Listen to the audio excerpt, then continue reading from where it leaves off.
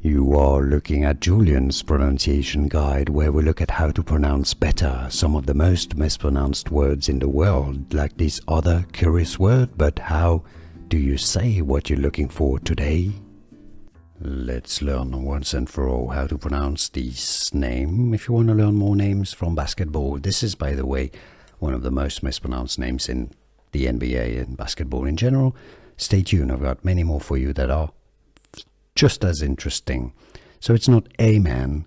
I know his first name is exactly, or the spelling is exactly the same as this Amen religious word, but it's not pronounced Amen. Many say it also as Amen, but it's actually, he pronounces it as Amen, with a stress on that second syllable. So not an A sound, but an sound, a schwa sound,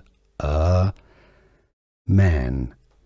Alright, with a stress on that man syllable. So not Amen or Amen, rather Amen, not Amen. Amen, and then Thompson, of course. Amen Thompson. It's easy once you know, and now you know.